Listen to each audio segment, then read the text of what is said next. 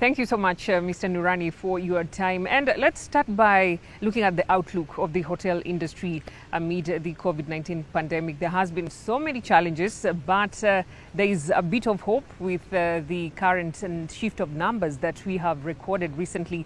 Kindly tell us about that.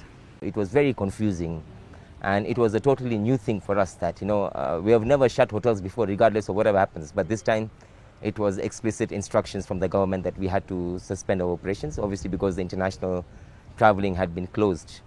And occupancies we had shut down, so for 3-4 months we had shut down. And once we reopened, we were operating with very minimal 5-10% because there's a lot of confusion. Now, speaking on matters finances, research has it that most of the hospitality industries in the world are in a kind of debt. Give us some insights on how you have managed to get out of the stormy weather. One of the key things that we did was immediately this thing came in and we realized that this was going to be for a while. We sat down and we had a very open and honest discussions with our banks.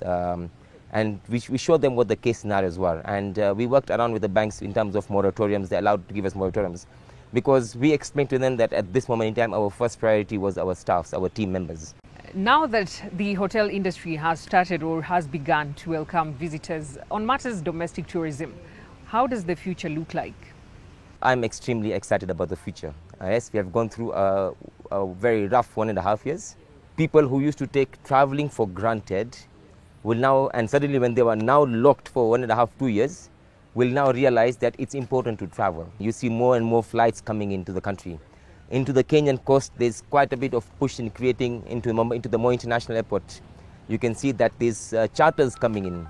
And Mr. Noorani, as we wind up, the peak season is here with us. How do you plan to boost hotel occupancy and, most importantly, entice the local tourism?